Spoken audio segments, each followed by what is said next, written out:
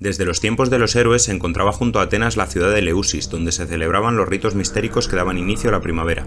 En esa ciudad regentaba una posada Procusto, hijo de Poseidón, gigante cruel y ladrón que poseía solamente una cama, de la que afirmaba que tenía el tamaño perfecto. Cuando llegaba un peregrino a Eleusis, Procusto le convencía de que pasara a su casa y le obsequiaba con un opíparo desayuno, tras el cual le invitaba a pernoctar. Cuando el incauto se acostaba en la cama, le ataba de pies y manos y le forzaba a encajar en el lecho. Si el viajero era demasiado alto, le cortaba pies y cabeza con un hacha. Si era bajito, le estiraba hasta descoyuntarle.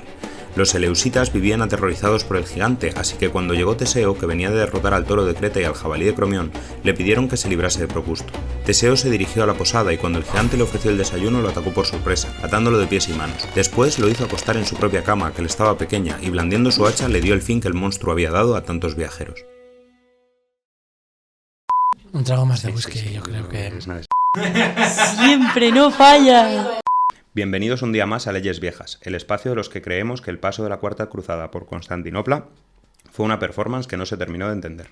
Hoy, como es ya tradición navideña, nos disponemos a embarcarnos en una aventura surrealista, acompañados de Anónimo García, integrante de Homo Belamine, posiblemente el grupo surrealista, o mejor, ultrarracionalista, actual más importante de España. Habiendo estudiado comunicación audiovisual, la principal ocupación de Anónimo es provocar, sacando banderas de España en las marchas de la dignidad o la manifestación del 8M, pegando carteles contra los ciclistas, 4 ruedas sí, 2 piernas no, o haciendo activismo contra la publicidad de automóviles. También ha sido activista de Greenpeace, recopilado carteles callejeros en España Bárbara, escrito un libro conjunto con Juan Soto y Bars y publicado el recopilatorio de textos y acciones Grotesco, en conjunto con todo Homo Belamine, y prologado por Miguel Noguera. Cree en definitiva nuestro invitado en el poder del absurdo como herramienta crítica del mundo en el que vivimos. O quizá no, la verdad. Quizá no crea en ello pero le divierta. O quizá ni siquiera le divierta y no sea más que lo que un señor de internet dijo de él. Un progre que está disfrutando de lo votado. ¿Qué eres, Anónimo? Todo eso y mucho más. Cuando se nombra la palabra provocación en este tipo de cosas, quiero señalar que la provocación es una cosa secundaria, ¿no? Que es un subproducto de las cosas que se hacen. Las acciones que has nombrado, que hemos hecho, lo de España, las banderas de España, todo eso, vienen al hilo de una cosa que hacían los situacionistas, que no sé si hay que explicar quiénes son. Lo podemos poner en contexto también. Sí, los situacionistas son los herederos de los surrealistas después de la Segunda Guerra Mundial. Entonces, ellos teorizaron sobre algo que ya hacían los surrealistas, incluso los dadaístas, ¿no? Que es juntar dos elementos extraños, aparentemente opuestos entre sí, ¿no? En el caso que has nombrado de la bandera de España, sería el feminismo y la bandera de España. Y esto crea nuevas interpretaciones que depende de la apertura mental de quien lo recibe, se lo puede tomar a risa o se puede indignar, o le puede resultar indiferente, ¿no? Pero si se lo toma a risa, bien. Si se indigna, aquí está la provocación. Pero depende del espectador, vamos. Y como digo, es un subproducto, no es el fin en sí mismo. No sé si me han entendido. O sea, la acción en sí misma sería intentar crear lo nuevo a base de contraponer cosas que no suelen verse contrapuestas. Sí, pero bueno, esa es la base de la cultura. Al final no hay nada realmente nuevo, ¿no?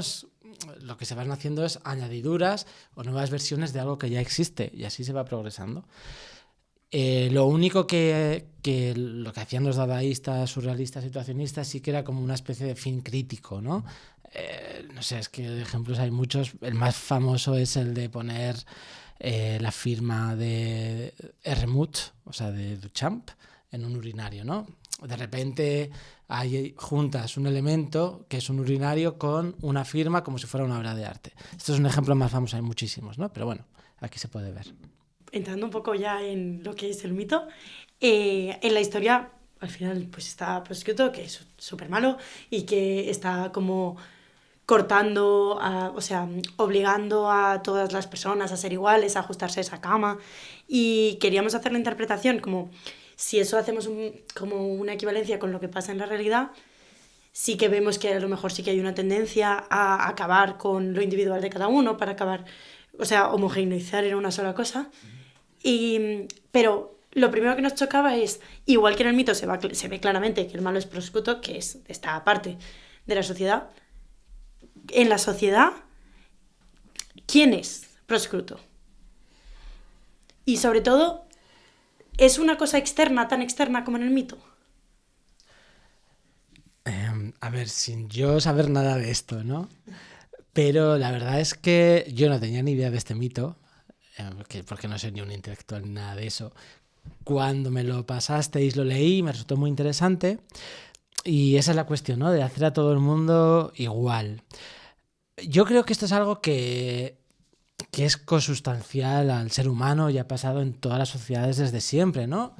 Y de hecho, yo me leí este libro, me voy a ir un poco por las ramas, pero bueno, creo que es el foco del podcast. Me leí este verano este libro de Charles Darwin, El origen del hombre, que está escrito 20 años después del origen de las especies, ¿no? Entonces, en el origen de las especies se habla de la evolución, de la selección natural aplicada a los animales. Pero la cuestión última en la que ahí Darwin no se metió, porque era un tema duro, era qué pasa con el ser humano, ¿no?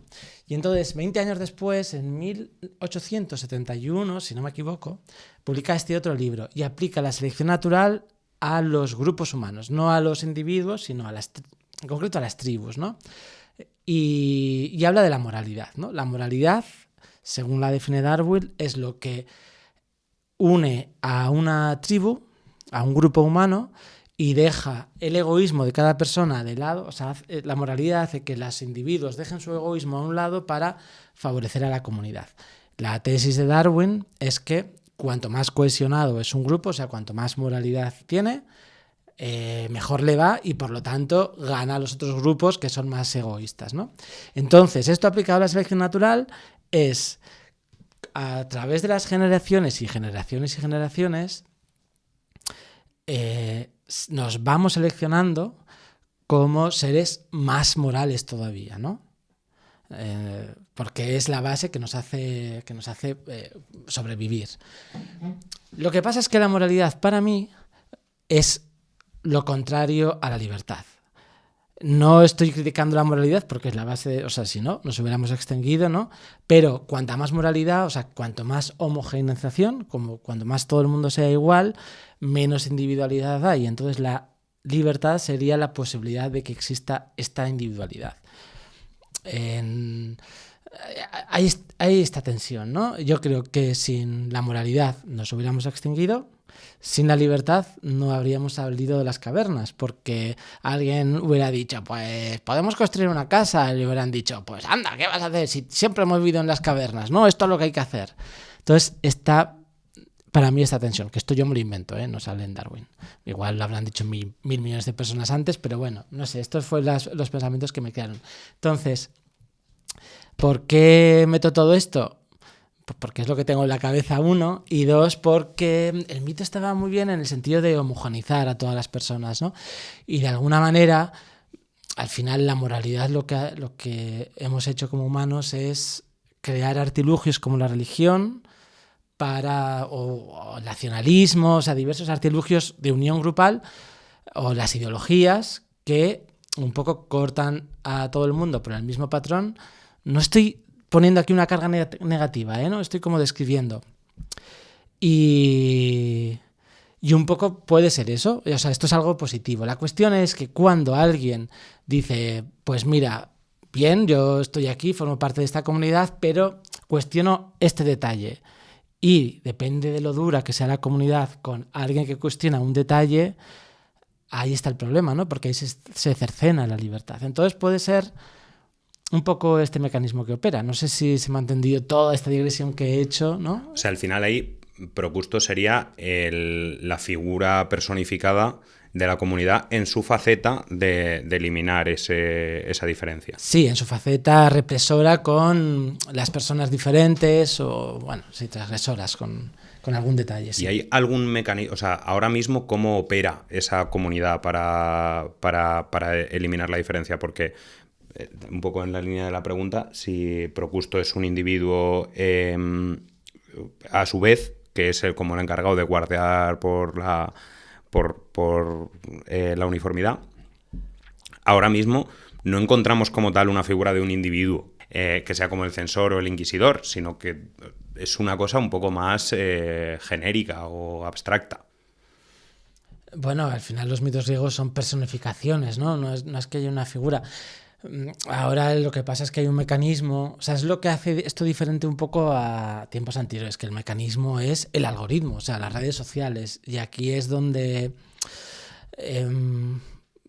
opera ahora este tipo de cosas, ¿no? Entonces, pues una masa de personas en las redes sociales criticando a una que ha expresado una opinión diferente, ahí es donde opera un poco ese mecanismo, ¿no? Que una cuestión es que, bueno, sí, que puede ser contra un asesino, pero es que aún así, ¿no? Esto... muchas veces vemos que en Twitter o otras redes sociales se comparte una foto de alguien que se dice que es el asesino o el violador o vete a saber qué, un crimen material de otra persona, ¿no? Y se comparte con la idea de una acción buena, ¿no? Que dentro de esta teoría de moralidad que he dicho, ¿no? Vamos a eliminar de nuestra comunidad a alguien que ha sido tan transgresor que ha matado, ha violado, ¿no? Entonces hay una pulsión humana buena que es eliminar a alguien malo. Pero la cuestión es que en este entorno de redes sociales el algoritmo lo que favorece es precisamente, yo creo, que la indignación, ¿no? Porque cuando una persona se indigna es mucho más proclive a compartir, ¿no? A retuitear, tal. Entonces, hay un violador, pues vamos a retuitear que se vea su cara, a la cárcel con él, cadena perpetua, ¿no? Y esto que parte de una pulsión puramente humana, que es expulsar a los... a la gente que va en contra de la comunidad, ¿no? De nuestra comunidad, realmente lo que está haciendo el algoritmo es utilizarlo para su propio beneficio, ¿no? Para aumentar lo que se llama el engagement, que es la interacción entre usuarios y tal. Entonces está parasitando este buen sentimiento de los humanos que Darwin lo llama la simpatía moral. La simpatía moral es la pulsión de actuar por una persona que sufre. La empatía es sentir lo que otro sufre, la simpatía, según dice Darwin, es el sentirse compelido a actuar por esa persona, ¿no? Entonces, las redes sociales, el algoritmo parasita este sentimiento para su propio beneficio. No sé si se me explica, porque es que me voy por las ramas. Y otra cosa que nos llama bastante la atención en la narración del mito es el cómo Procusto, cuando invita a un transeúnte para descabezarle, lo primero que hace es darle un opíparo desayuno para que esté bien a gusto y luego le dice, ¿te quedas a cenar? Y ya pues acaba con él. Entonces nos llama la atención en el sentido de ¿hay alguna componente o alguna correlación con nuestra vida cotidiana que se parezca a ese cebo, por así decirlo, a ese ven, que luego el precio es esta uniformización forzosa, pero el premio te lo doy ya. Ya, joder, es interesante, ¿eh? O sea, por sacar analogías, al final, también un poco partiendo de este libro de Darwin, la mayor recompensa es estar en comunidad, porque no sabemos vivir en soledad, ¿no? O sea, somos animales gregarios y nuestra supervivencia depende de la comunidad. Por eso la libertad también, en esta contraposición de moralidad y libertad que he puesto antes, es un poco enfrentarse a la muerte, porque es salir, si lo pensamos en términos de tribu, es salir un poco de la tribu y estar solo en el bosque, ¿no? Enfrentándose a lo que pueda pasar. Entonces puede ser que la recompensa simplemente sea el estar en comunidad, con lo que eso supone, que para mí supone todo en la vida humana, ¿no? La religión con su afán de trascendencia no es más que un estar en comunidad, y en la comunidad es donde se encuentra la trascendencia, a través de símbolos compartidos. Entiendo. Lo mismo me llamaba la atención, me acordaba del término este que se usa mucho en grotesco, que es el concepto de grasa y el de empleo y gol. Porque como un poco el cartel, el neón de ven para acá, que va a estar súper bien. Esto, o sea, ¿hay alguna correlación con eso? Bueno, si de paso nos lo explicas, porque yo me lo he leído, pero no todo el mundo. Claro, es que eso está más aplicado casi al capitalismo de consumo, ¿no? Está más aplicado ahí. O sea, yo ahora... Es que este libro está escrito hace ya un tiempo y además por otros autores. O sea, yo ahora me estoy enfocando mucho en la moralidad porque es lo que me interesa. Pero en ese sentido, no sé, ¿tú has visto alguna relación? Igual puedes O contar. sea, yo más que nada lo que veía es un poco el paralelismo en el sentido de que al final a través de algo pretendidamente bueno, o sea, al final, en el caso de Grotesco, por ejemplo, presenta el concepto este de grasa pegado al jamón. Y a la parte del jamón que es saber vivir y disfrutar de lo que tenemos delante y esto.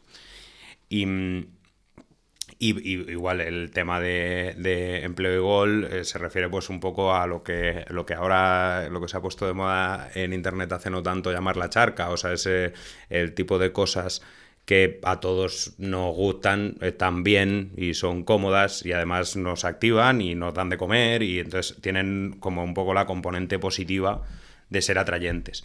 Y como se presenta es como puerta de entrada, pues en el caso de la grasa, precisamente al consumo, al decir compra, que cuanto más compres, más valores asociados a lo que compras vas a tener. Y en la parte de empleo y gol, pues un poco más hilado quizá con lo que comentabas antes de la moralidad, con un pertenecer a la comunidad. Nos divertimos todos juntos con lo mismo. Entonces un poco como que por eso me llamaba hacia allá. Sí, es interesante, porque claro, yo estaba hablando como de tribus y tal, pero ¿cómo atraemos esto a la actualidad? Esto del consumo, realmente una parte muy importante del mundo capitalista de consumo en el que vivimos son los objetos y el consumo, obviamente, ¿no? Está en sí. Y los medios de comunicación, la prensa, las redes sociales, que las redes sociales son un medio de comunicación, si hablo de medios de comunicación incluye prensa y redes sociales, son como el banco de símbolos en el que se deposita el valor de los objetos, ¿no? Porque está la publicidad asocia unas zapatillas a éxito en el deporte, ¿no? Entonces, en este banco de símbolos, que de alguna manera es compartido, también es tal vez, esto me lo estoy inventando sobre la marcha, donde encontramos esta trascendencia. Si lo podemos ver tal vez en grupos pequeños, ¿no? Un grupo de adolescentes, uno se compra las últimas zapatillas Nike y claro, es el rey del grupo, ¿no? Entonces, de nuevo, aplicando un poco esto, puede ser por ahí, sí, ¿no? Este mensaje opíparo, pero tienes las últimas zapatillas Nike, pero si expresas una opinión discordante o tal vez en este pequeño grupo dices que eres gay, ¿no? Te expulsan aunque tengas las últimas zapatillas, porque eso es transgresión. Entonces, primero te han dado el beneplácito de la comunidad, pero luego eres un inmoral, ¿no? Por hacer esta comparación.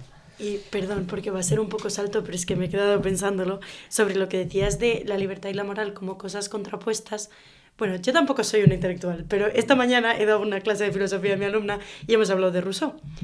Y justo como Rousseau habla de la libertad moral como una cosa en sí, que ojalá haberme enterado bien y no estar diciéndolo todo mal, pero justo lo que viene a decir Rousseau es que la moral que tenemos no es la única que existe, de hecho sí que habla de la moral un poco en la misma línea de lo que estabas diciendo tú antes, como límite a la libertad, pero él propone una existencia de una moral en la que, en vez de ser una imposición para estar juntos, cada individuo habla de un pacto en el que cada individuo toma la decisión de supeditar su propia voluntad a una voluntad del grupo general.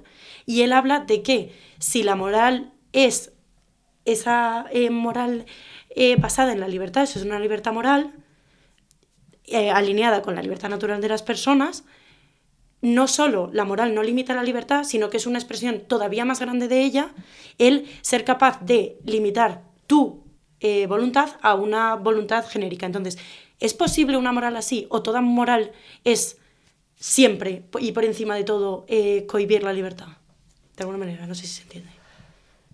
Yo creo que es posible esa moral, pero porque lo que está haciendo Rousseau es un viaje de ida y vuelta, ¿no? Es alguien que ha tomado conciencia de la moralidad, ¿no? Y decide volver. O sea, es alguien que ha podido salir de la tribu, ha ejercido cierta libertad, sabe que puede elegir otras cosas, pero que al final, es parte de este grupo. Entonces yo creo que lo que propone Rousseau es este viaje de ida y vuelta siendo consciente de la moralidad. Pero lo que ocurre en la mayor parte de la gente, ¿no?, es que se toma la moralidad acríticamente. Yo creo que esa es la diferencia. O sea, no se es consciente de la propia moralidad y además claro, no es algo malo en sí. O sea, yo es que, de nuevo, no creo que se pueda existir uno sin otro. O sea, si solamente todo el mundo fuera seres libres, artistas, filósofos, aquí nadie... O sea, no funcionaría esto, ¿no? También nos habríamos extinguido. Entonces, es que yo creo que son cosas complementarias y es que tienen que encontrar el equilibrio, ¿no? Lo otro que se nos levantaba es, bueno, en el mito otra vez, tenemos pues esa fuerza homogeneizadora, tenemos un cebo que nos lleva a querer como acercarnos a esa homogeneización, pero también tenemos a Teseo, que es un poco el héroe que lucha contra esto y que sale. Entonces queríamos preguntarte de nuevo, ¿cómo hacemos cada uno de nosotros para ser ese héroe y luchar contra esa tendencia homogeneizadora sin perder la parte que estábamos comentando antes y de la que se saca beneficio de vivir en sociedad? Es que es súper difícil. O sea, yo creo que es muy difícil porque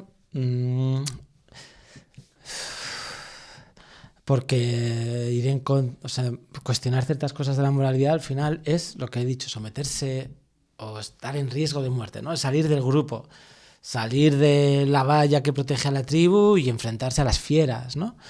Entonces es muy difícil y la mayor parte de la gente no está dispuesta a hacerlo. O yo creo. Pero por lo menos se puede tener la duda de las cosas que se dan por sentado, ¿no? En este viaje de Rousseau de ida y vuelta, de verlo desde fuera y volver a entrar, por lo menos se puede tener la duda y no estar seguro que se cree lo que se cree. Al final yo creo que es al estar seguro de lo que crees, lo proyectas en los demás, tiene que ser así, y ahí es donde ya limitas la libertad de los demás. Entonces yo creo que es por lo menos este acto de dudar, o incluso de acoger a esas personas que se han atrevido a salir y vuelven, ¿no? Sería casi el método de la caverna, ¿no? Alguien sale, ve el sol y vuelve e intenta explicarlo. La gente se burla de él, en plan, anda, ¿qué vas a saber tú si lo que estamos viendo es esto, ¿no? Pues por lo menos tener la apertura mental para acoger ideas nuevas, aunque sean una caca. Incluso el terraplanismo, pues vamos a ver, igual sí, ¿no? Porque ¿quién me asegura? O sea, yo tampoco he visto la Tierra plana, o sea, no he visto la Tierra redonda, no soy terraplanista, ¿eh? O sea, pero en esta duda metódica de, bueno, ¿y esto quién sabe, no? O sea, pero al final lo que pasa con los terraplanistas es que salen de una fe para meterse en otra, ¿no? O sea, estoy reduciendo la ciencia a una fe, pero vamos, ¿no? Que al final, si no te crees lo que dicen los científicos, pero te crees lo que dice un vídeo de YouTube doblado por una voz artificial, bueno, pues ahí tú verás, ¿no? Dándole una vuelta, también un poco aprovechando algunas cosas que hemos dicho, queríamos plantear la posibilidad de que Procusto no fuera el villano de esta historia.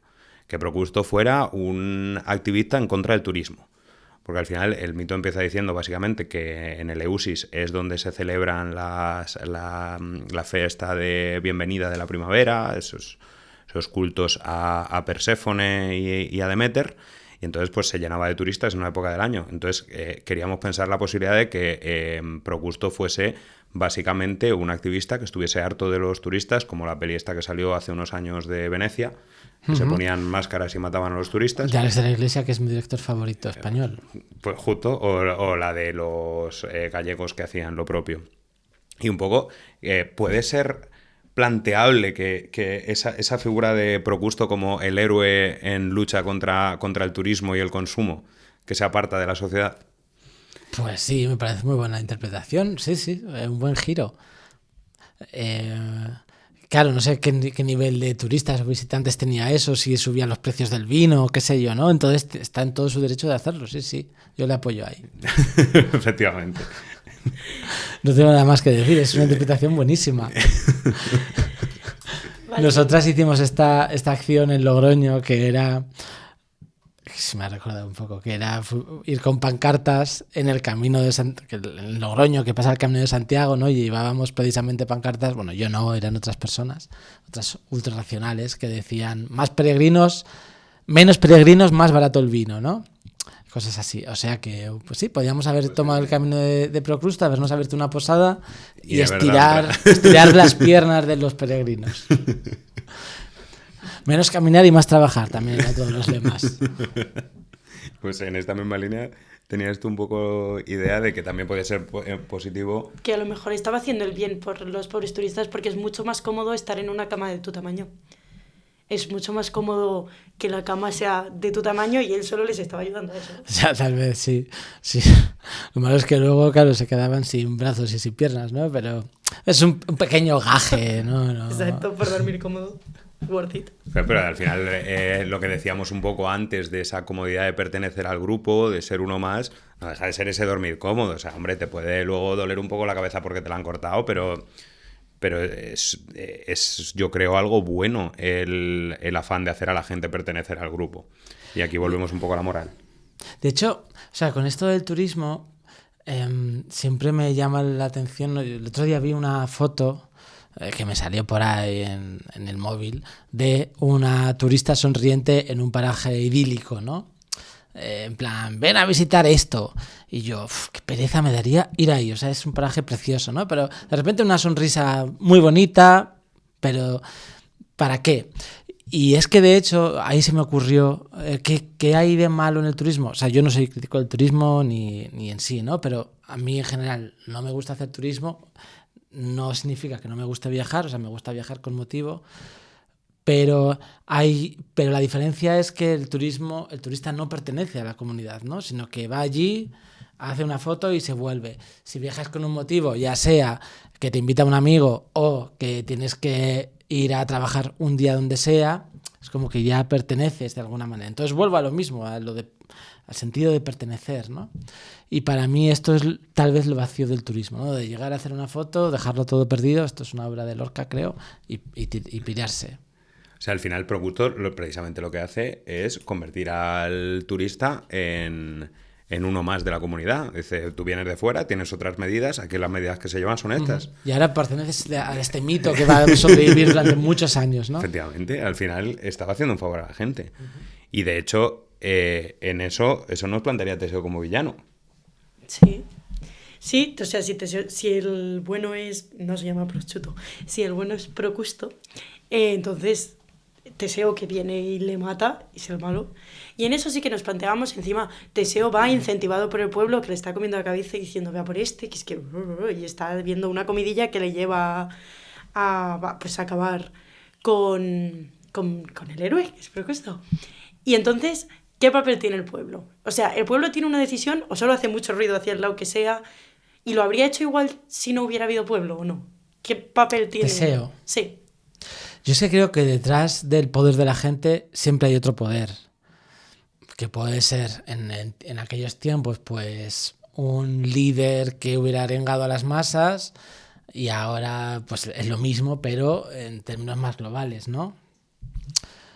Entonces, claro, aquí es que todo dependería de hasta qué punto el turismo o los visitantes fueran realmente negativos para la comunidad.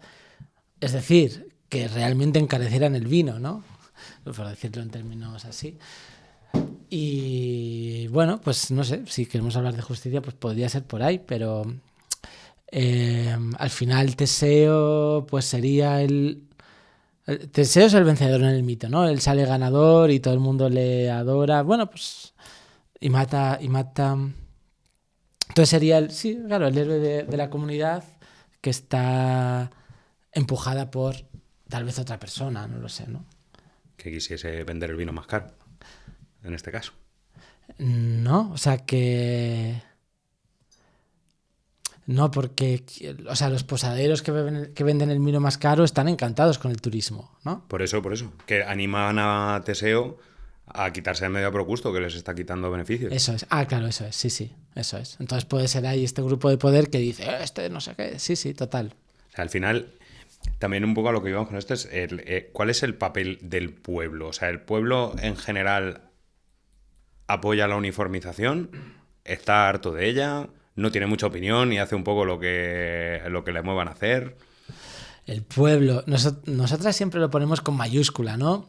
Porque empezamos a escribir todo esto, lo escribíamos en el auge de Podemos, después del 15M, todo eso. Entonces, claro, estaba todo el mundo apelando al pueblo, al pueblo.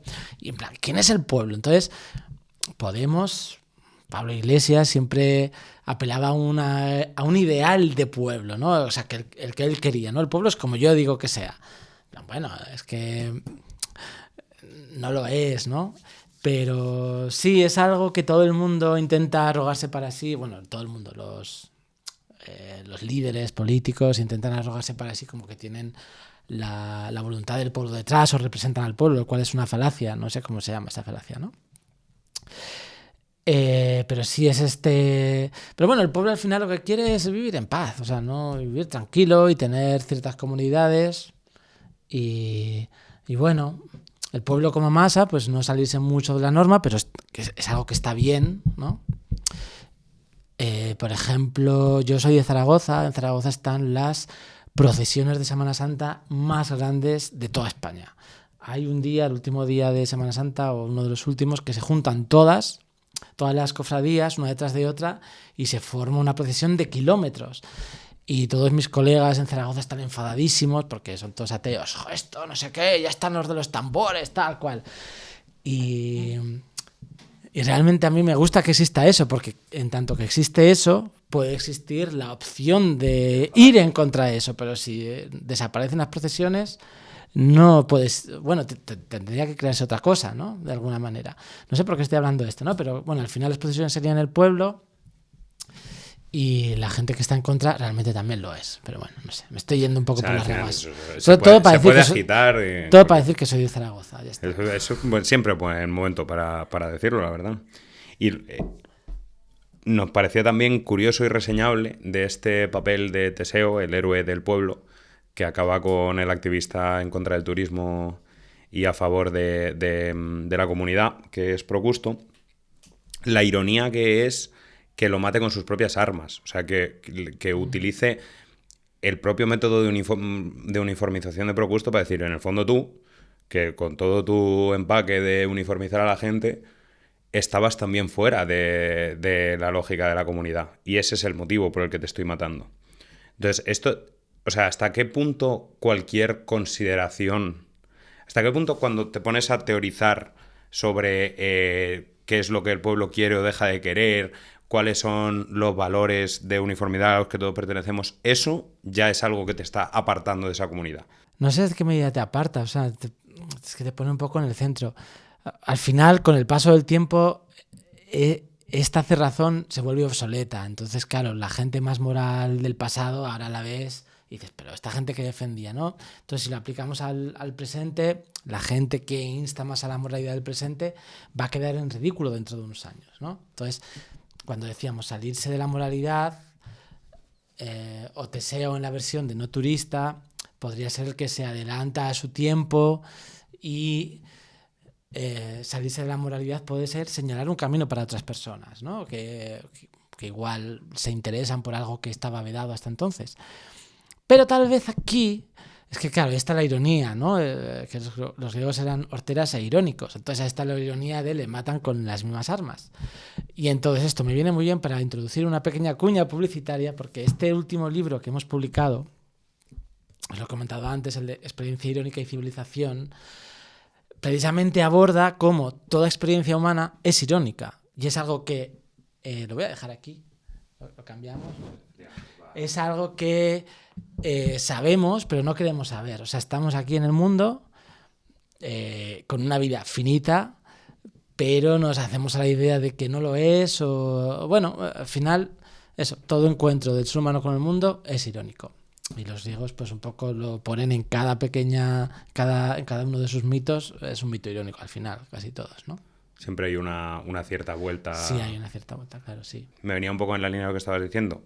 Me refiero a la parte de cuando decías que esas figuras tan morales que se encargan de preservar la centralidad y la uniformidad y que luego, pasado el tiempo, son condenadas. Me acordaba de la frase archiconocida de que la revolución devora a sus hijos. Y me venía un poco el contra de devora también la contrarrevolución a sus hijos. O sea, Es que la contrarrevolución que es la gente de antes de la revolución, ¿no? sí, Decimos así. que lucha por mantener, o sea, cuando llega la revolución, lucha por dejar las cosas bien como estaban antes, en lugar de con el caos que introduce la revolución. Puede ser, porque al final la historia sigue para adelante y la gente va quedando detrás, ¿no? Sí, puede ser. O sea, al puede final ser. quien representa cada parte de ese, con el punto este hegeliano de las dialécticas, de las tensiones, quien se convierte en personificación de las fuerzas en liza, siempre acaba palmando. O sea, cuando sea que esa disyuntiva acabe. O sea, sí, la contrarrevolución, claro, sí, sí. O sea, otra cosa es que los representantes de la revolución puede ser que lleguen al nuevo estadio en el que la nueva moralidad la definan un poco ellos, ¿no? Es que el ejemplo más claro es la Revolución Francesa, ¿no? Pero aún así, Robespierre y Morat Sí, palmaron ahí. fueron al hoyo, sí. Claro. Pero es que, claro, eso fue una... Pero, o sea, Teseo, si es el representante de una nueva moralidad, pues él sería el vencedor después de que fallece, o sea, de que mata a Procrusto. Pero a la vez haría falta un nuevo Teseo para matar al nuevo Teseo, porque sería el nuevo líder. Se hubiera quedado acabando Claro. con todo gigante que defendiese Sí, una eso es, idea ¿no? de... Yo fui de visita a Cuba y me resultó muy interesante, porque claro, allí todo es la revolución, ¿no? Pero claro, la revolución se hizo en el año 59, pero tú vas a los museos, la radio se llama Radio Revolución, todo monumentos en nombre de la revolución, y hablan de unos problemas que existieron del año 59 para atrás. Pero, o sea, ¿cuánto ha pasado del año 59? O sea, ¿qué gente vivió antes de ese año? Muy poca gente ahora, ¿no? O sea, los problemas de los cubanos de ahora no son por lo que ocurrió antes del año 59, ¿no? Entonces, claro, yo pensaba, si todo esto que pone aquí, toda esta retórica de la revolución contra el tirano, no sé qué, lo aplicas ahora, o sea, lo aplicas contra el castrismo, o bueno, no sé qué hay ahora, los herederos del castrismo, es exactamente lo mismo, ¿no? O sea, que al final el liberador se vuelve siempre un tirano. Entonces, la revolución lo que tiene que hacer para triunfar es matar a sus líderes, porque si no se vuelve una nueva tiranía. Y aquí justo hila bien con otra consideración que queríamos hacer de vuelta, decir, vale, vamos a suponer, como hemos supuesto, que efectivamente Procusto lo que quisiese es librar a Eleusis de la lacra del vino caro y de los turistas que no pertenecen a la comunidad. ¿Hasta qué punto sigue estando mal porque el fin no justifica los medios? ¿Qué piensas de la frase esta antiquísima del fin y los medios? Pues yo aquí estoy con Camus, o Camus, le llama Albert Camus, ¿no? Albert Camus, a la española. Él está muy en contra de esta frase y dice, no es el fin lo que justifica los medios, sino que los medios tienen que justificar los fines, ¿no? O sea que... Y volvemos un poco a lo que decías de Rousseau. Él está muy en el presente, en la ética ha de construirse sobre el ahora. No hay que esperar aún más allá, en el caso de la religión, o aún más tarde perfecto, en el caso de la ideología, ¿no? Sino que eso sería el fin justifica los medios, ¿no? Sino que los medios son los fines. O sea, al final... O sea, no puedes justificar el mal ahora por el bien del futuro. Pero no porque el fin no lo justifique, sino porque el mal de ahora va a ser mal futuro. O sea, claro, porque sí, o sea, el mal de ahora siempre va a ser mal. O sea, no matar a alguien por el bien está mal, ¿no? Entonces aquí está la cuestión otra vez de la moralidad. Al final la moralidad es la que justifica matar a alguien por el bien de la comunidad. Darwin habla mucho de, por supuesto, una norma moral es no matar al vecino, porque si matáramos al vecino nos hubiéramos extinguido, pero está bien visto e incluso aplaudido o premiado por la comunidad matar a alguien de la tribu rival, ¿no? Incluso traer su cabeza como trofeo. Entonces la moralidad justifica la inmoralidad en términos absolutos, en términos relativos de la comunidad, sí, sigue siendo moral, ¿no? No sé si me he explicado. Sí, yo creo que sí. Entonces vuelve a ser el bueno, ya no sé. El malo ya no es... A ver... Procusto vuelve a ser malo entonces, porque solo nos importa la hora. Y ahora está matando gente que muy mal. Claro, sí. Entonces, ¿Teseo hizo bien en matarles? A ver, en términos de la turistificación es que ha sido una muy buena interpretación, ¿no? Es que, claro, el bien y el mal, también esto lo dice Darwin, es una cosa relativísima, o sea, no viene dictada por Dios. Aquí estamos hablando de uno que mata y otro que mata, ¿no? Bueno, no sé, hubiéramos dicho bien matar a Hitler cuando era un bebé. Pues claro, matar bebés es malo, pero matar a Hitler bebé, no sé. Es que estos son dilemas morales, pero bueno, en general yo estoy con Camus cuando dice no es el fin lo que justifica los medios, sino que los medios justifican los fines. Y los construyen al final. Eso es. Entonces, por muy buen futuro que tú quieras tener, si lo que estás haciendo ahora es el mal, es que estás haciendo el mal, ya está, no hay más. Yo ya no sé si Procusto es bueno o malo. No sé si Teseo es bueno o malo. Me empieza a parecer que ninguno debe ser muy bueno porque están matando a gente al fin y al cabo. Y ya digo, al final puede ser que lo que transmita el mito sea un poco el absurdo y el hecho de que en cada momento quien hace lo que se le pone en las narices es quien tiene la fuerza para hacerlo. Es decir, antes de que llegue Teseo, Procusto se le ha puesto en las narices que todo el mundo mida lo que la cama y entonces lo hace y ya cuenta la milonga que sea sobre los turistas o sobre qué es la cama del tamaño correcto y el que hay que preservar a lo largo del tiempo. Y luego cuando llega Teseo, pues cuenta la historia de que está liberando al pueblo del gigante y todo eso, pero en el fondo pues se le pone en las narices matar a Procusto y lo mata. Puede ser que lo único que haya en el fondo del asunto es que cada uno hace lo que le da la gana. Me alegra que me haga usted esa pregunta. Nosotras tenemos este movimiento llamado ultrarracionalismo que viene, que es estos libros que os presento, ¿no?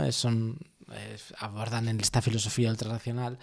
Y el nombre de ultrarracionalismo viene de la ultrarrazón. ¿Y qué es la ultrarrazón? Los motivos por los que hacemos las cosas que luego justificamos con la razón. Los motivos son siempre irracionales, emocionales, ¿no? O sea, que lo que estaba usted comentando de a Teseo se le pone en las narices esto y a Procrusto se le pone en las narices esto otro y lo hacen. Y luego se justifica con, no, es que está más caro el vino y hay que matar a los turistas, ¿no? Ya está. Entonces sí, puede ser total, ¿no? Decía David Hume, creo que era que la razón es la esclava de las pasiones. Bueno, esto es que lo han abordado tantos filósofos, psicólogos, etcétera, ¿no? Que al final... pues eso, por eso el grupo Homo Belamine, es latín, mal traducido seguramente, que significa el homo vestido, Belamine de vestido, ¿no? Entonces sería como la superación del Homo sapiens. El grupo Homo Belamine es al que hacíamos este tipo de cosas, estos libros, sería la superación del Homo sapiens porque... no operamos tanto con la razón, sino que simplemente somos homínidos vestidos, ¿no?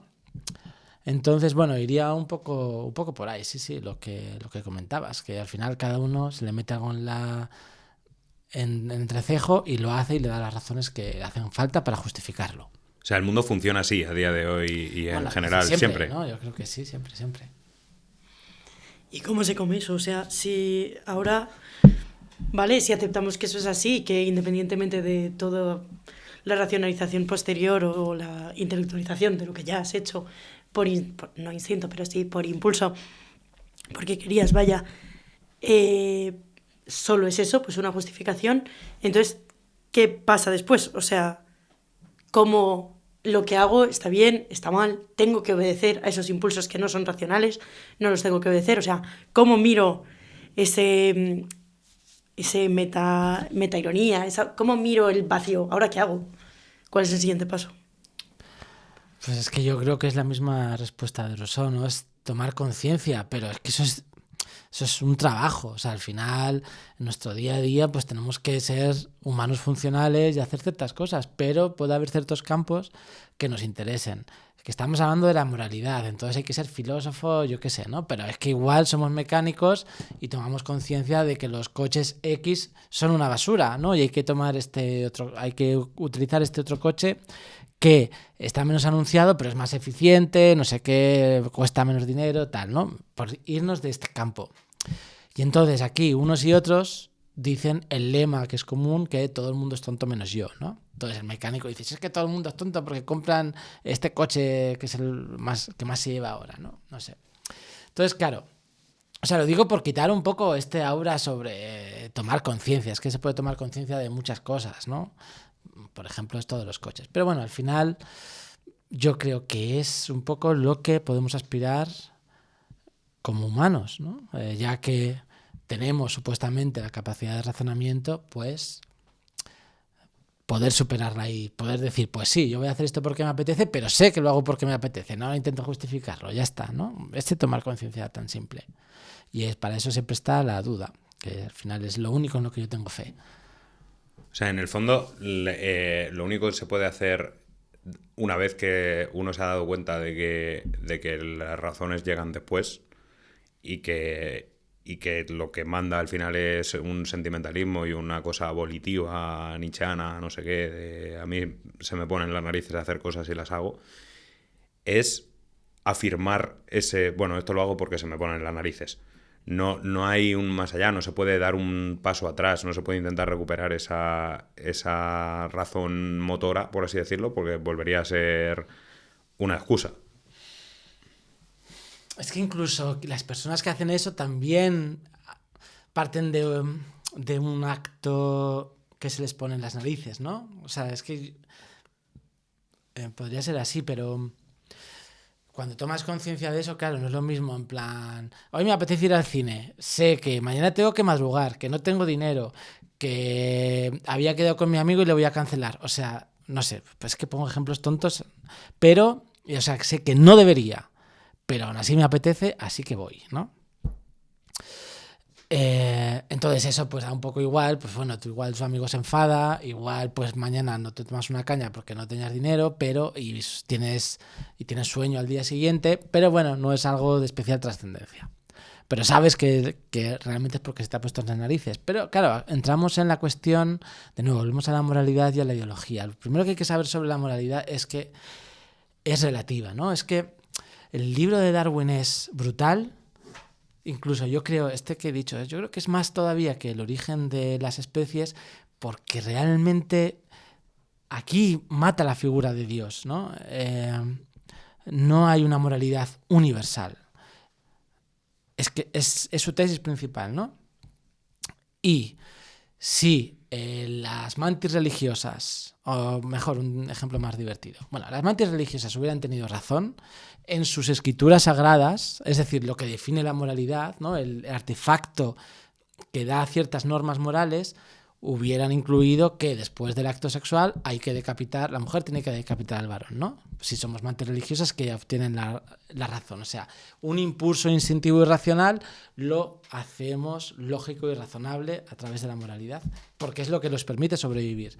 Si hubiéramos sido moscas, pues en lugar de tener normas halal o kosher en el mundo musulmano judío, pues tendríamos normas sobre cómo cocinar mejor la caca, ¿no? Que es lo que comen las moscas.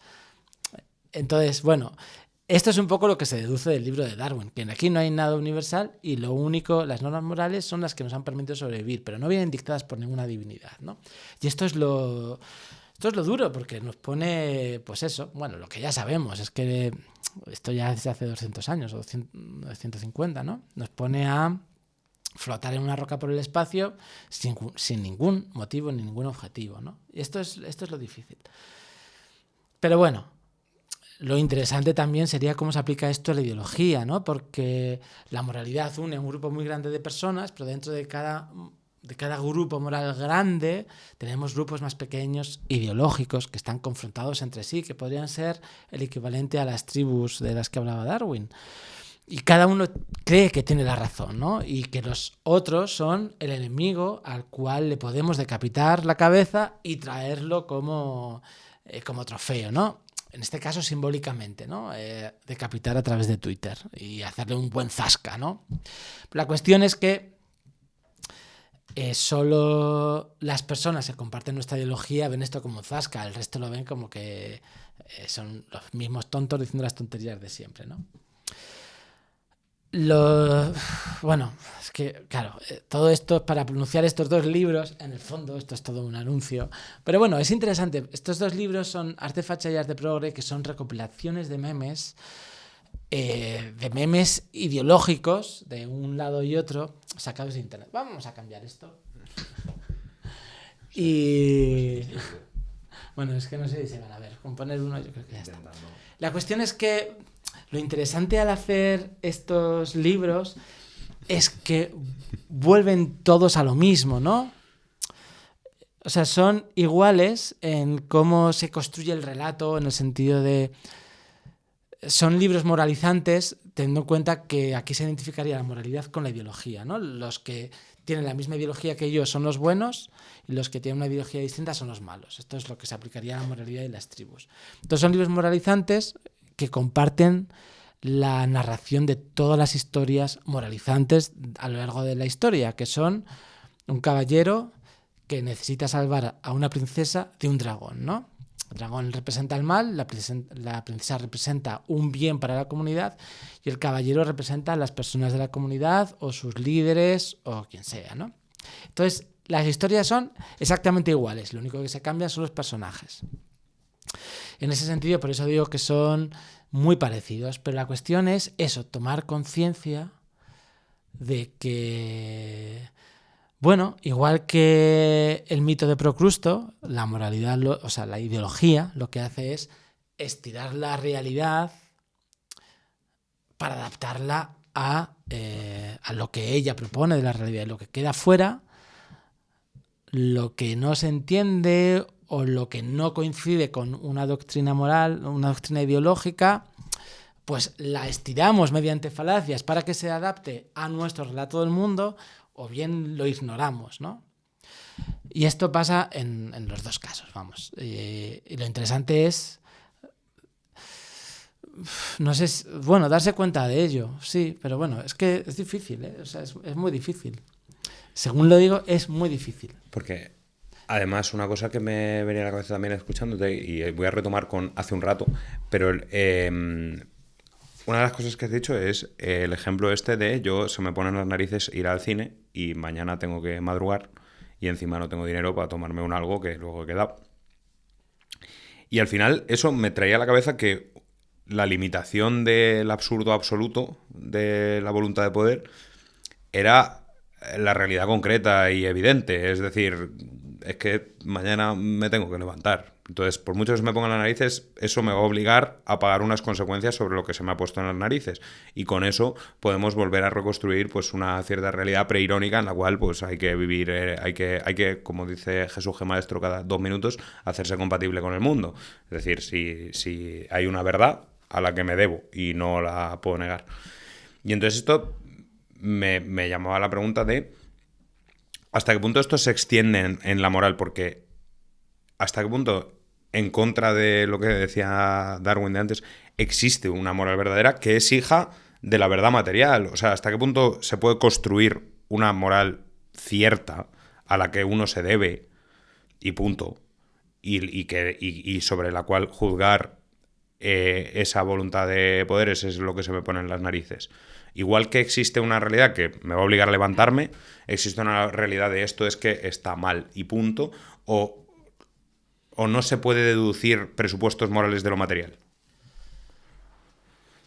Es que aquí yo creo que el propio Darwin, o sea, yo aquí creo, o sea, es que no sé, pero creo que el propio Darwin te respondería con si la moralidad de un grupo está triunfando, es que se está ajustando a todos estos cánones, ¿no? De alguna manera. Y si algún grupo tiene una moralidad que va en contra de la materialidad, va a perecer como grupo por el camino, ¿no? Entonces yo creo que esa sería un poco la respuesta. Otra sería, ¿hay normas morales universales? No matar es una norma moral universal. Está este otro psicólogo social, creo que se llama Scott algo, pero bueno, sé que se llama Scott. No. Tiene un nombre más compuesto. Bueno, no me acuerdo. Luego sí que lo ponéis en pantalla. Que el tío estudió muchos grupos humanos distintos, ¿no? Y llegó a la conclusión de que había 7 normas morales que eran comunes a todos ellos. No las voy a recordar todas, no lo voy a intentar, pero bueno, uno era no matar, respeto a la propiedad privada, ayudar al grupo, apoyar a la familia. Bueno, igual voy por el camino, ¿no? Ser valiente, obedecer a la autoridad. ¿Cuántas llevo? 5. Y las otras 2 no me acuerdo, ¿no? Como Ramón de Pitis, que no se sabe quién es, pero se puede googlear. Que decía, los derechos humanos son 4. La vivienda, la vestimenta y 2 que no me acuerdo. Pues yo igual. Bueno, entonces él estudió los grupos humanos y llegó a la conclusión de que todos compartían estas 7 normas morales. Pero esta es la clave, que son al final todos grupos humanos. Si fuéramos una mosca, o sea, si fuéramos moscas con raciocinio, si fuéramos mantis religiosas, tendríamos otras. No matar no estaría entre nuestras normas morales, sino que sería después de la cópula, la mujer tiene que matar al varón, ¿no? Entonces, es que esto es lo que he dicho, esto es lo desasosegante del libro de Darwin, ¿no? Es que nos deja absolutamente desamparados en un viaje cósmico sin ningún tipo de fundamento. Es muy existencialista. Antes se citaba a Camus. Y no sé si habéis visto la película de Wicker Man. No, es que no la voy a destripar aquí. ¿La habéis visto? Bueno, es una peli muy guay de los 70, británica, en la cual un hombre muy correcto, muy moral, cristiano, un policía, va a una isla en la cual no comparten la misma moralidad, ¿no? Entonces, me gusta esta película para ilustrar todo esto porque contrapone 2 moralidades distintas. En este caso, una sola persona muy correcta, muy moral, ¿no? Pero que se va a otro sitio donde su moralidad no vale para nada porque no comparte los mismos códigos, ¿no? Y entonces la película realmente es un viaje de cómo él se va dando cuenta de que no funciona en absoluto, y el final es desgarrador. O sea, es que pone los pelos de punta si se interpreta así. Bueno, de cualquier manera es desgarrador, pero si se interpreta así, ¿no? Es brutal, ¿no? Ya he dicho que él es cristiano, entonces se pone a invocar a Cristo, pero en este mundo en el cual nadie comparte la idea de Cristo, nadie comparte los mismos patrones de moralidad, invocar a Cristo no vale para nada. Entonces está gritando al vacío, ¿no? Bueno, es desgarrador. Y para mí representa un poco el libro de Darwin llevado a una narración, ¿no? Mejor ver, o sea, hay que conocer el final para ver el punto al que es esto, ¿no? Se oyen animales gritar, ¿no? Cerdos gritando, y dices que los cerdos están gritando y están diciendo lo mismo que estás diciendo tú cuando invocas a Cristo, ¿no? En fin, bueno, vedla y no sé si un poco queda claro la contraposición de... Bueno, o sea, que al final la moralidad tiene que ser algo compartido. Los símbolos que compartimos, ya sea una bandera, una cruz, cualquier símbolo, ¿no? Es trascendente en cuanto es compartido. Cuando deja de serlo, como es el caso de este cristiano que se va a un sitio donde no tiene los mismos símbolos, pierde todo su valor, ¿no? Ahí está la cuestión. Este es el valor de la película, yo creo. Y es posible que exista algo, no lo quiero llamar moralidad, porque que no sea tanto unas normas sociales a las que nos adaptamos, pero bueno, volviendo al ejemplo de tú vas a ir al cine porque te apetece ir al cine, pero te llama un amigo y te dice, estoy bastante mal, ven a verme. A ti te sigue apeteciendo ir al cine. Y vas con tu amigo no porque haya una norma moral de cuando tu amigo está mal tienes que ir a verle, sino porque hay un punto en el que quieres que tu amigo esté bien y quieres a tu amigo. Entonces, ¿pueden funcionar los demás como... no como una norma moral que tienes que seguir, pero como algo que limita lo que se te pone en las narices de una manera como mucho más natural? Sí, que eso es la definición que hace Darwin de la moralidad, ¿no? Que al final es supeditar el egoísmo, el beneficio personal en pos de la comunidad. Y vuelvo a este concepto que el sentimiento moral, creo que le llama él, ¿no? Es que le llaman, bueno, la simpatía moral, vamos, lo que he dicho antes, ¿no? Que es el sentirse compelido a actuar por alguien que lo está pasando mal. Entonces ahí está eso, que es una especie de karma recíproco, ¿no? El karma sería algo parecido en las religiones orientales. Aquí no lo interpretamos de esa manera, pero bueno, hay como una suma de voluntades, entonces yo voy a ayudar a mi amigo pasando por encima de lo que a mí me gusta, pero entiendo que en el futuro eso se me dará de vuelta, incluso no por mi amigo, sino por otra persona que también me ayude a mí, ¿no? Entonces ahí está, y cuando eso funciona muy bien, pues la sociedad va más hacia adelante.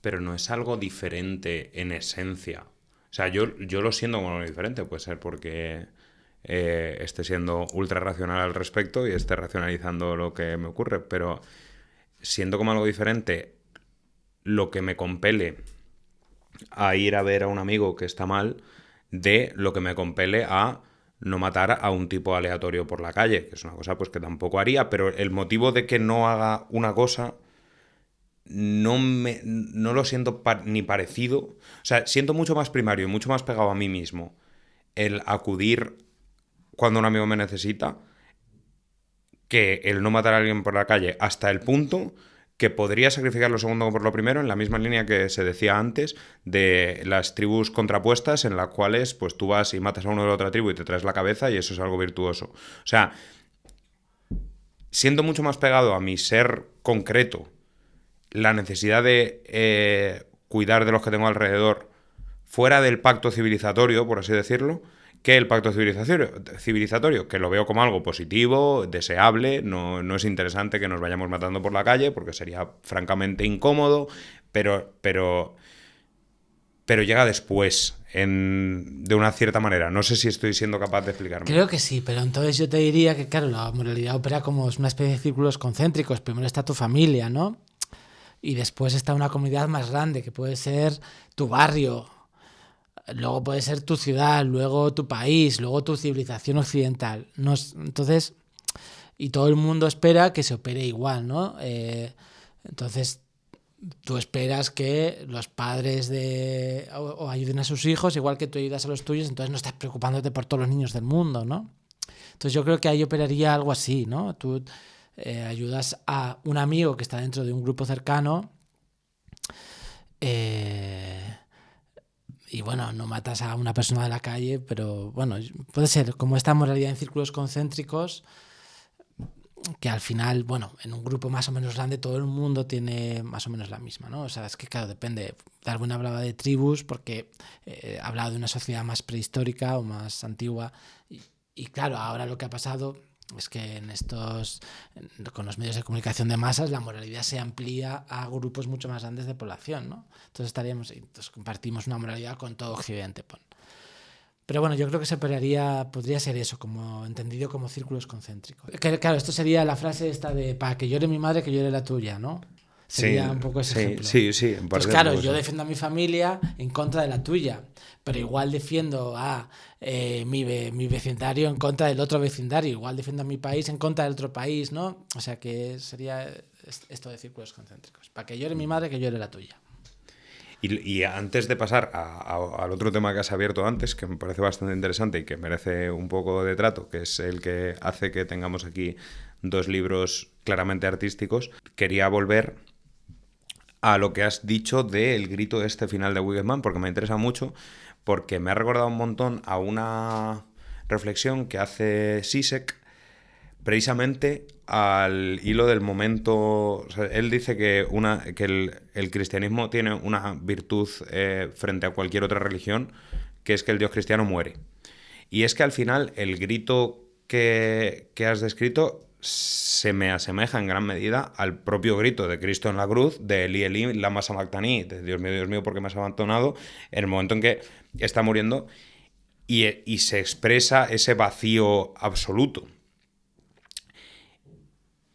Y donde también yo me separo de Zizek, pero lo que veo es que precisamente eso puede fungir como base sólida para volver a construir desde ahí. Para decir, llegado al absurdo, hay un sitio donde este absurdo está recogido.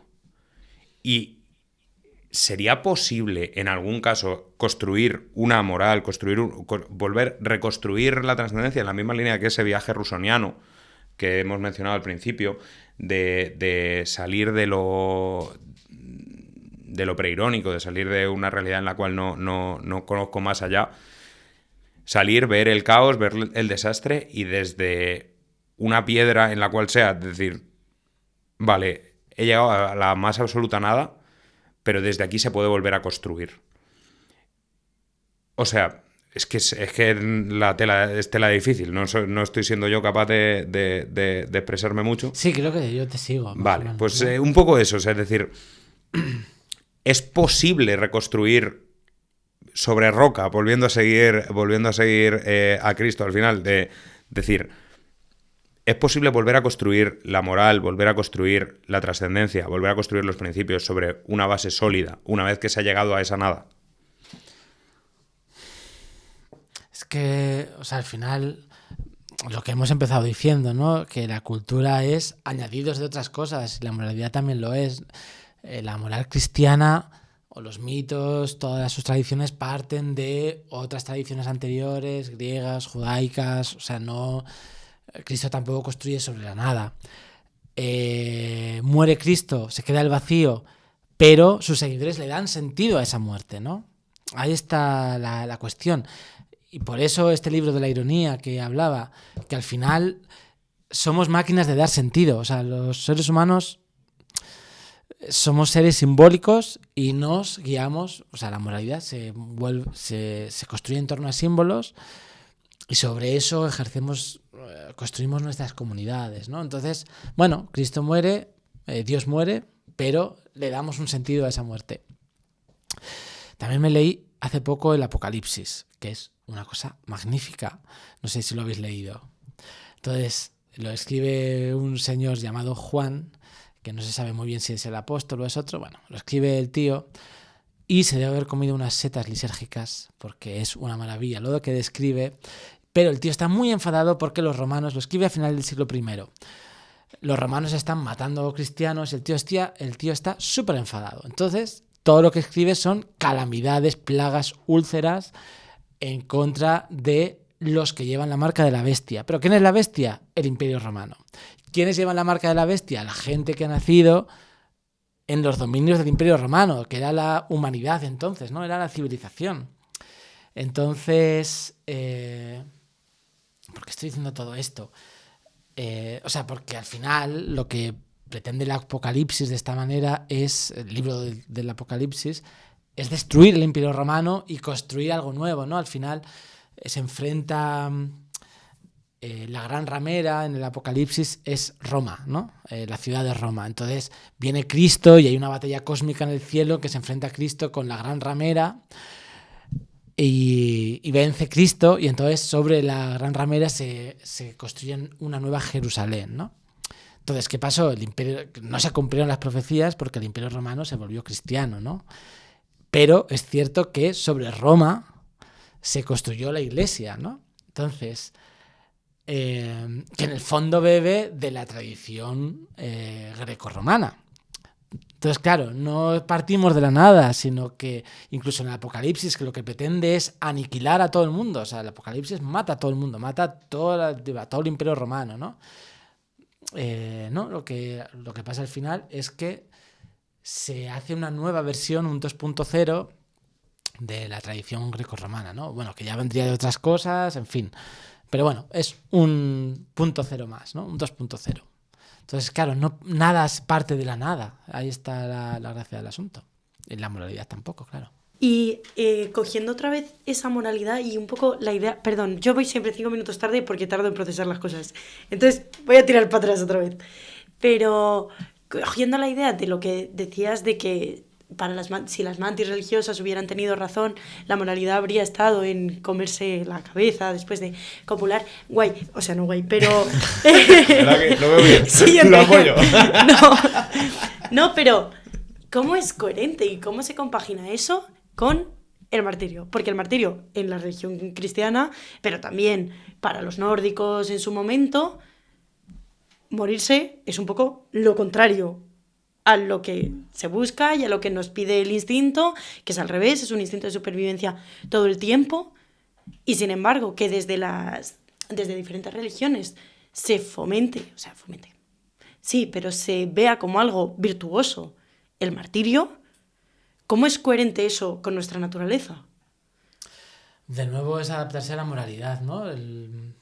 Es que volvemos al tema de la moralidad versus la libertad. Entonces, la moralidad lo que es una super se supedita los intereses personales a los del grupo. Entonces, cuando tenemos, por ejemplo, en los primeros cristianos, ¿no? Hemos dicho que Juan estaba enfadado porque los romanos andaban matando cristianos.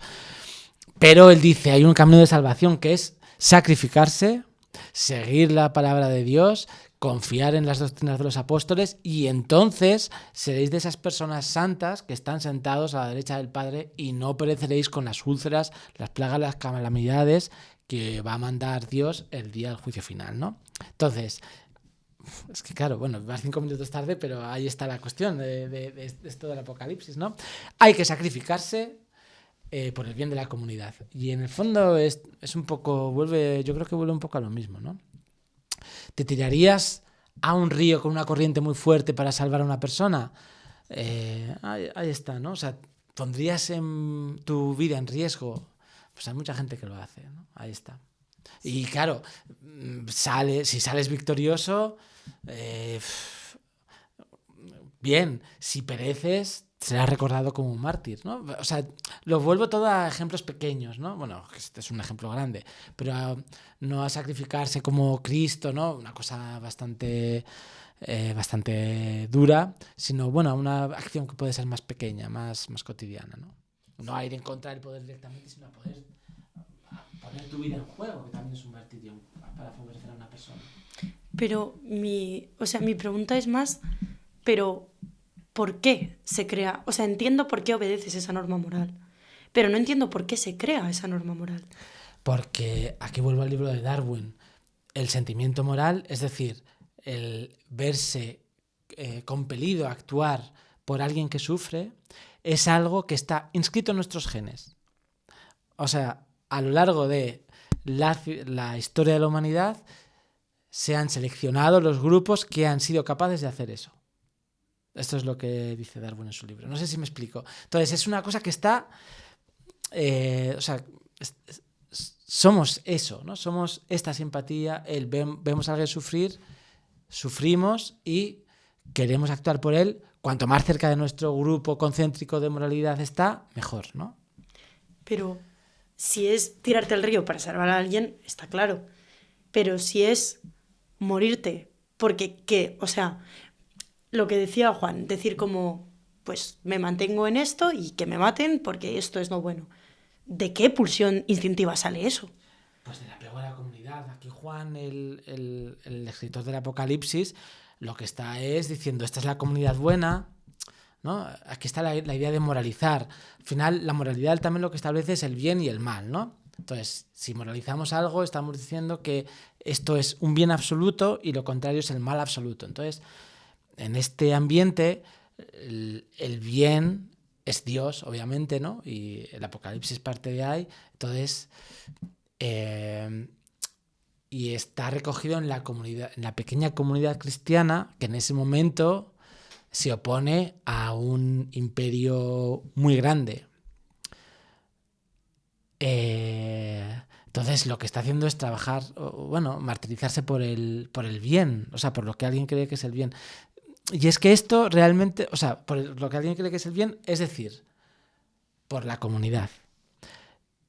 Y vuelvo un poco a lo mismo, en la comunidad está la trascendencia, entonces un mártir es inmediatamente trascendente, ¿no? Ha trascendido a la comunidad, si la comunidad le reconoce como mártir, ¿no? Están todos los santos, todo esto. O es que nos vamos de nuevo a la religión, pero puede ser Black Lives Matter, ¿no? Un mártir por la comunidad negra en Estados Unidos, o Malcolm X, yo qué sé, cualquiera. Bueno, ahí está este sentimiento de simpatía moral que te obliga o te impele a trabajar por la comunidad, incluso en detrimento de tus cosas más preciadas, que es tu propia vida, ¿no?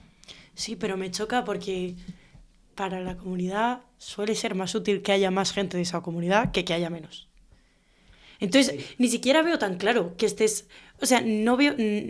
Me cuesta mucho reducir toda la situación a lo que es útil para la comunidad o lo que es útil para ti y cómo estos dos están luchando, porque es que nadie gana de que tú mueras como mártir. No veo que gane absolutamente nadie.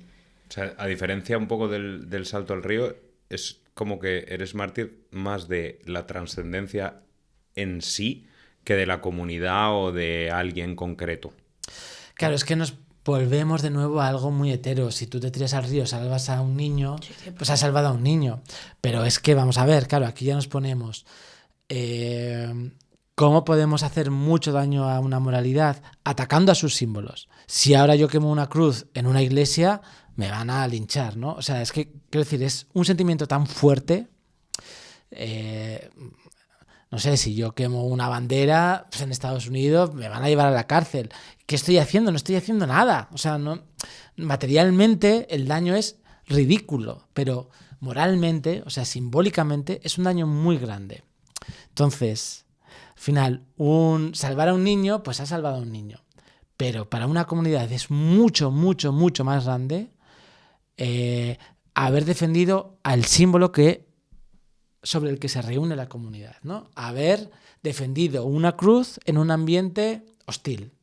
Es mucho más importante para la comunidad que salvar a un niño, porque al final salvas a un niño, pero salvando a una cruz o representando a una cruz, estás salvando a toda esa comunidad. No sé si me explico. Sí. Pero es una cuestión puramente simbólica. Claro, materialmente no tiene sentido. Claro, o sea, yo veo cómo se activa, yo veo cómo funge, pero lo que me sigue despertando, en la línea también de lo que tú decías, es cómo se llega desde los instintos naturales a ese poder de los símbolos. O sea, eso parece algo radicalmente humano, en el sentido de decir, puedo entender la sacralización de la muerte post-cópula o del comer mierda, pero ningún instinto básico de un animal lleva al valor que el ser humano da a los símbolos. Claro, pero, o sea, el hecho de las moscas y comer mierda, si las moscas tuvieran raciocinio, llegarían a poner símbolos sobre la mierda. Entonces, yo qué sé, en lugar de una cruz, igual tenían el emoji de caca del WhatsApp como su símbolo. No sé, estoy bromeando, obviamente, pero... Es un poco como si las moscas decidieran poner símbolos y se pusieran la máquina de atrapar moscas. O sea, justo ese es mi punto. Puede ser, es un salto... sí. Las moscas toman conciencia, entonces se vuelven contra los humanos que las matan, ¿no? Pues claro, ahí podría ser, ¿no? El mártir por esto. Entonces, a través de ese símbolo, de repente deciden atacar a los humanos. Pues bueno, puede ser, claro. No sé. Todo gira un poco en torno a esta dialéctica que vuelve a ser el dragón, el caballero y la princesa, ¿no? Pero cambiando quién es cada cual en esta dialéctica. Y para conseguir que este podcast no tenga ningún tipo de orden, si volvemos a la racionalización de los impulsos o a cómo estiramos al final la realidad, un poco racionalizando hasta donde estamos más cómodos para moldarse a esos impulsos, ¿la racionalización tiene algún tipo de poder para con esos impulsos? ¿O solo va a justificar, construir sobre ellos, pero va a ser capaz de transformar algo en esos impulsos? O sea, ¿puedo a base de convencerme a mí misma cambiar algo de ellos?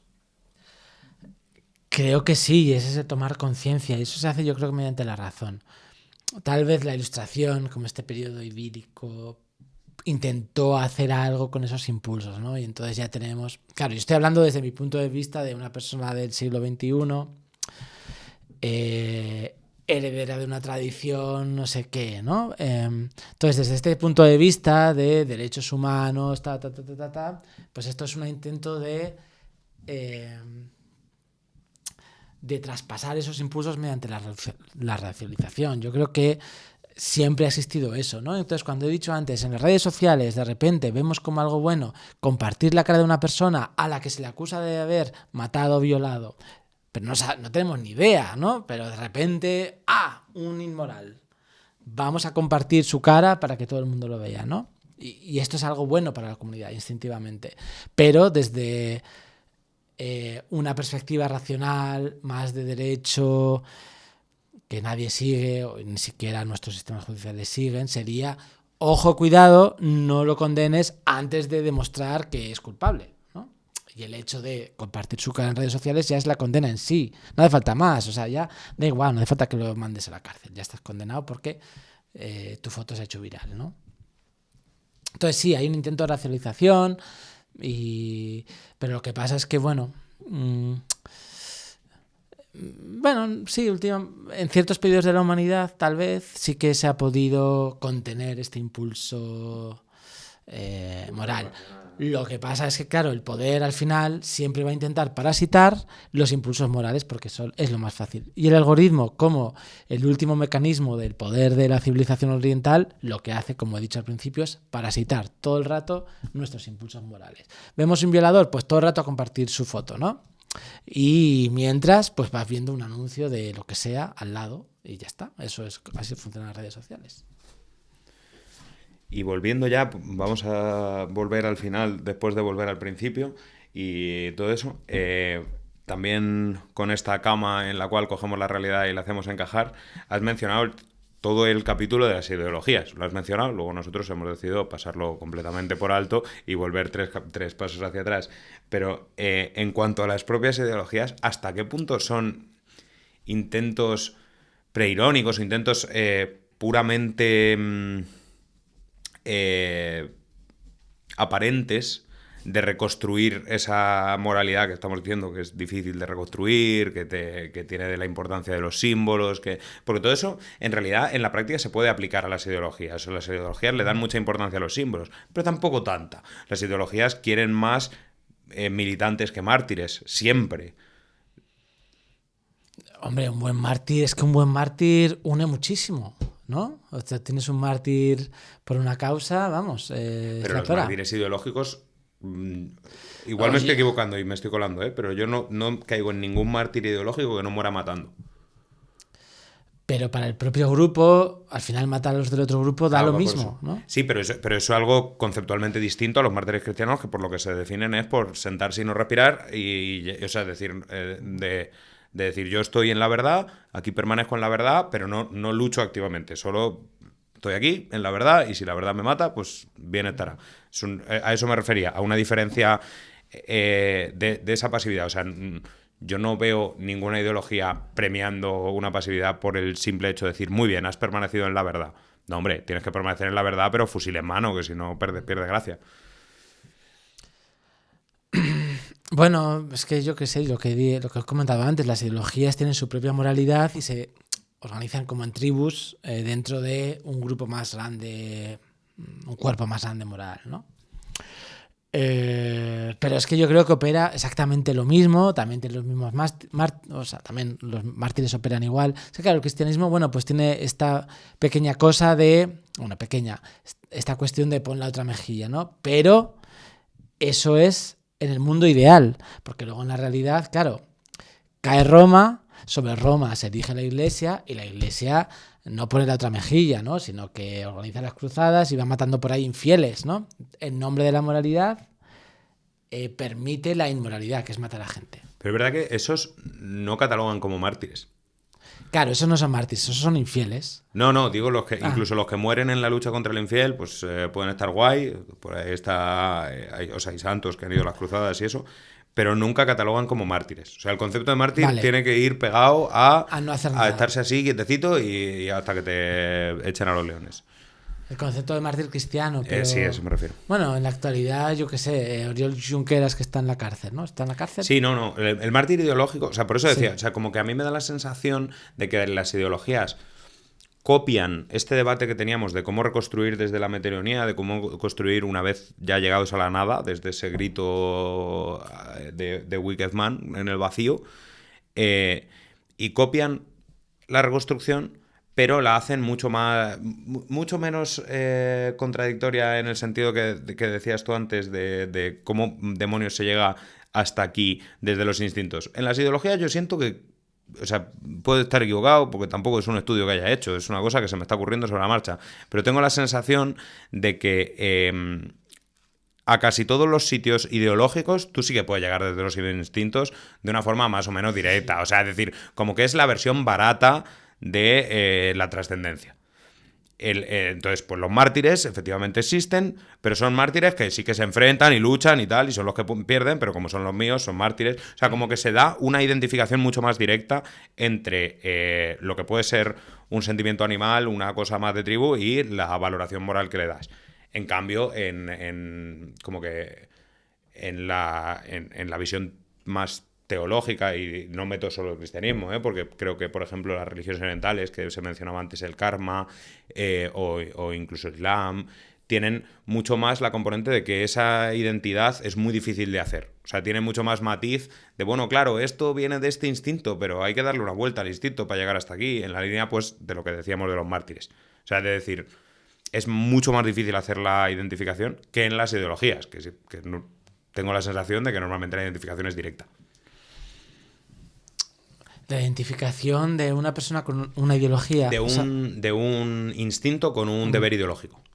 Sí, pero es que yo creo que es igual en la moralidad que en la ideología. O sea, al final todo se llega aquí por un instinto, un acto irracional, y luego lo justificas, ¿no? Esto es mejor para la humanidad, ¿no? Pero los de derechas creen que lo mejor para la humanidad es una cosa y los de izquierdas otras. Lo que pasa es que creen que ellos tienen la verdad absoluta y el otro está equivocado. Entonces, lo interesante de estos dos libros es que ponen sobre la mesa exactamente lo mismo, pero desde distintos puntos de vista. Entonces, los dos no pueden tener razón, ¿no? Ahí está un poco la cuestión, pero yo creo realmente que bueno, a la moralidad se llega... O sea, la moralidad nos vincula emocionalmente, la ideología también, es que operan exactamente igual, ¿no? Cuanto más nos vincula emocionalmente una ideología o una moralidad, más somos capaces de poner en riesgo nuestro propio bienestar, incluso con la muerte, en pos de la moralidad, ¿no? Cuanto más nos vincula a todos emocionalmente, pero hay unas personas a las que más, y estas personas van a hacer lo que sea, se van a volver terroristas de la ETA, ¿no? O sea, es que este es el ejemplo tal vez extremo más cercano, en el cual hay gente que está dispuesta a matar por una ideología, un ideal. O sea, el fin justifica los medios aquí, flipa, ¿eh? Está dispuesta a matar, pero además va a poner su vida en absoluto peligro. O sea, porque vamos, lo único que puede acabar de hacer es acabar en la cárcel o acabar muerto o vete a saber, ¿no? Pero vamos, ya está. Entonces, es un acto absoluto de entrega en pos de algo que a mí me parece idiota, pero ojo con este acto de entrega, ¿eh? ¿Y por qué una persona es capaz de hacer eso? Bueno, le han comido la cabeza moral e ideológicamente. Le han comido, ¿no? Bueno, se ha dejado de comer, no sé. Hay algo ahí... porque tiene una implicación muy grande con una ideología, igual que alguien la tiene con una moralidad, ¿no? Ahí está la cuestión. Entonces, para mí lo grave al final todos tenemos una ideología y eso es impepinable. La cuestión es tener conciencia y ponerla siempre en solfa. Y decir, bueno, pues yo creo que lo mejor para la humanidad es esto, pero yo sé que tú crees esto otro, pues bueno, vamos a ver, ¿no? Pero creer que tienes la verdad absoluta, ese es el problema. Y además las ideologías en general lo que buscan es hacer un mundo de... Esto me lleva de nuevo al mito de Procrusto, de NPC, ¿no? Este término que manejáis los jóvenes, el NPC. Solo yo todo el tiempo. No player character, que es al final gente que no tiene libre albedrío, ¿no? Por ponernos ya incluso en una retórica cristiana, que son todos clones entre sí. Bueno, están ahí, visten distinto, ¿no? Pero bueno, actúan parecido y no hay libre albedrío. Clase mediano. Sí, en los clases medianos. Entonces, al final, lo que quieren hacer las moralidades y las ideologías es un mundo de gente igual. Y cuando todo el mundo sea igual, no habrá problemas. Pues claro que no, ¿no? Ahí está la cuestión. La cuestión es que no va a ser todo el mundo igual por fortuna, porque si no, no habríamos salido de las cavernas. Y ahí está de nuevo la tensión entre moralidad y libertad. Entonces, mi crítica a las ideologías y las moralidades en general, incluso las que... Bueno, es que todas parten de un intento de liberación, ¿no? Pero ese intento de liberación contra una moralidad anterior te vuelve a querer que todo el mundo sea igual, o sea un NPC dentro de esta nueva moralidad. Y bueno, pues de nuevo, esta contraposición entre libertad y moralidad. ¿Y cómo funciona dentro de una ideología? Porque estoy de acuerdo en que se busca homogeneizar y al final buscas como limitar las diferencias de las partes del grupo, pero a la vez es muy difícil crear ideología si no hay un contrario. O sea, busca separar a la vez que homogeneizar. O sea, la ideología no busca una sociedad en la que todos sean iguales, porque requiere de un enemigo. Claro, pero eso ya es una reflexión posterior. Si una persona de la ideología que sea dice, si todo el mundo tuviera esta ideología, el mundo sería perfecto, ¿no? Es que es el símil de la religión. Esto también es que lo dice Camus, ¿no? lo dice Camus, que se opone al comunismo, realmente, ¿no? Entonces, igual que en la religión, si todo el mundo fuera como un buen cristiano, pues no habría problemas, no habría conscupiscencia, como se diga, ¿no? No habría malos instintos, pero todo el mundo sería igual. Pero es que ¿quién quiere un mundo de todo? ¿Quién quiere un planeta en el que todo el mundo sea igual? Vaya rollo, ¿no? Yo no quiero eso. Yo quiero que haya gente distinta a mí y puedo decir, pues mira, es verdad, tú ves esta... Incluso no estoy de acuerdo contigo, pero bueno, mola que veas esto de otra manera. Pero es que ahí está la base de la cultura, ¿no? En tomar cosas distintas a lo que hemos hablado antes, ¿no? A incluir cosas distintas a lo que uno cree. Bueno, esa es para mí la cuestión global, ¿no? La moralidad y la ideología intenta homogeneizar a todo el mundo, igual que lo intentaba Procrusto, pero por fortuna nunca lo va a conseguir. Hay una greguería, que es la forma como educada de decirle las butades, en el libro de Grotesco, que no sé si es tuya o de otro de los autores, pero que dice que en una realidad en la cual todo sea perfecto y todo esté controlado, hay varias cosas que no existen. Una de ellas es el error y otra el amor. Y nada, esto un poco uniendo a lo que venimos diciendo, en el fondo es ese punto de que necesitamos la diferencia, porque si no hay una diferencia, no hay un otro, y no hay alguien a quien querer realmente. Solo quieres a tu propio onanismo mental de cómo es una sociedad perfecta. Sí, no sé dónde lo pone. O sea, no. Pero bueno, sí, esto me recuerda un poco a Un mundo feliz, el libro de Aldous Huxley, ¿no? No hay amor, pues todo son transacciones convenientes, ¿no?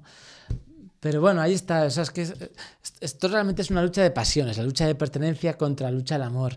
Uno de mis libros favoritos, que es Mi último suspiro, de Luis Buñuel, que son sus memorias, él dice, ¿por qué la Iglesia tiene tanta fijación con el sexo, ¿no?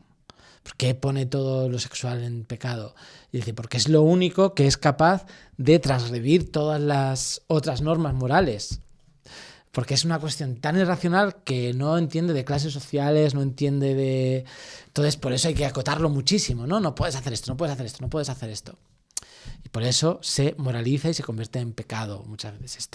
Esto es lo que dice Buñuel, y yo estoy bastante de acuerdo en términos de que él lo dice históricamente, no lo dice en el presente, ¿no?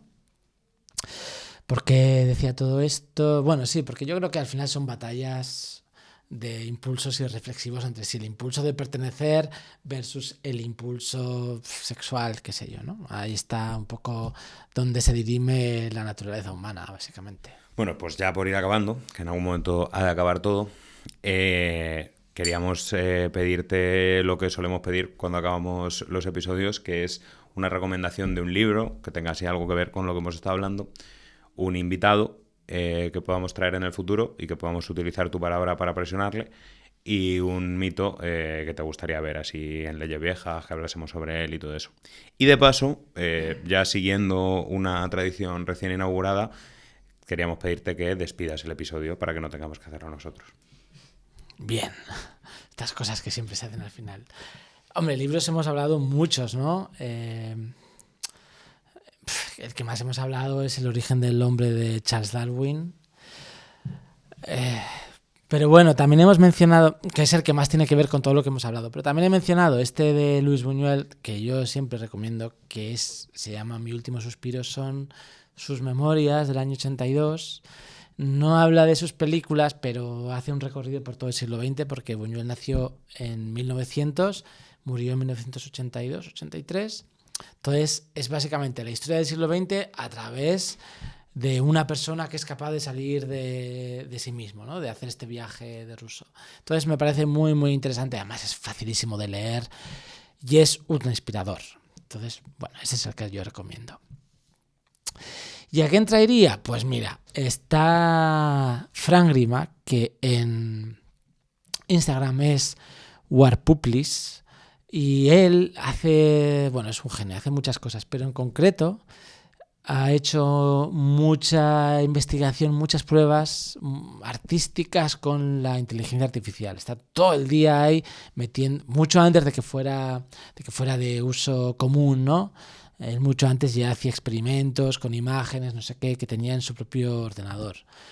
Entonces esto me lleva al mito de Frankenstein, ¿no? Que es la creación de los humanos, ¿no? Los humanos que se sienten como dioses, que es un poco lo que está pasando con la inteligencia artificial. O sea que podría ser un mito con el que le podíais preguntar a Fran. Perfecto. Ahora ya... Una despedida. Efectivamente. Bueno, pues voy a hacer una despedida con imágenes que voy a sacar de este libro. No, de este otro. Que es la última página. Así que se despide por mí Pablo Iglesias con un buenas noches. No sé. Así que nada, buenas noches, amigos. Buenas noches. Estamos fuera.